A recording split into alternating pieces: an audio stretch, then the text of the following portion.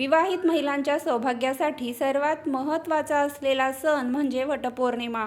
यंदा 29 जून रोजी वटपौर्णिमेचा सण येत आहे. या दिवशी विवाहित महिला आपल्या सौभाग्याच्या संरक्षणासाठी वडाच्या झाडाची पूजा करतात, तसेच व्रत देखील करतात. महिला साज-शृंगार करून या दिवशी पूजापाठ आणि व्रत करतात. मात्र आपल्या अखंड सौभाग्यासाठी वटपौर्णिमेच्या दिवशी महिलांनी कोणत्या रंगाची साडी नेसणे टाळावे व कोणत्या रंगाची साडी नेसावी याबद्दलची सविस्तर माहिती आज आपण या व्हिडिओमध्ये जाणून घेणार आहोत. चला तर या व्हिडिओला सुरुवात करूया. वटपौर्णिमेच्या दिवशी महिलांनी कोणत्या शुभ रंगाची साडी नेसावी याबद्दलची माहिती जाणून घेऊया. सर्वात पहिला रंग आहे हिरवा रंग.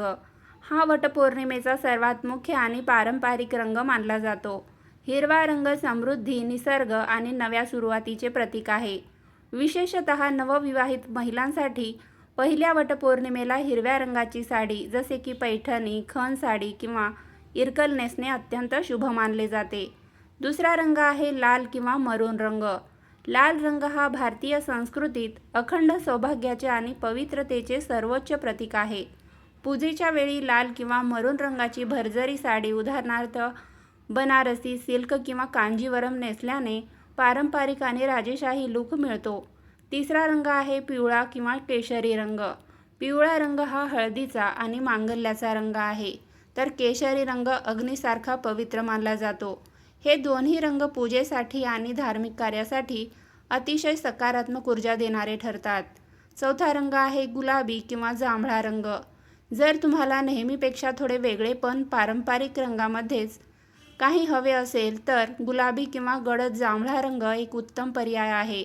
हे रंग प्रेमाचे आणि आनंदाचे प्रतीक मानले जातात.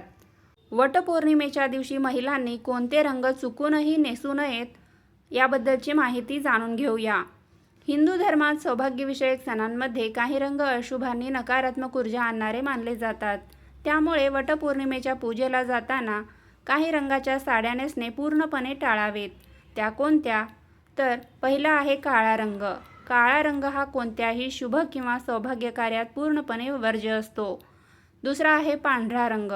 पांढरा रंग हा शांततेचा असला तरी सुवासिनींच्या सणामध्ये तो शुभ मानला जात नाही. तिसरा आहे ग्रे किंवा गडद सिमेंट रंगाचा. हा रंग देखील सणावाराच्या उत्साहात नकारात्मकता दर्शवितो.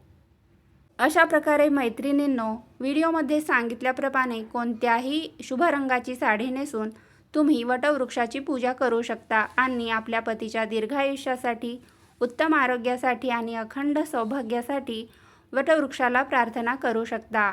तुम्हाला जर ही माहिती आवडली असेल तर या व्हिडिओला लाईक करा, शेअर करा. त्याचबरोबर आपल्या भक्तिमय चॅनलला सबस्क्राईबसुद्धा करा. पुन्हा भेटूया अशाच एका नवीन माहितीसोबत.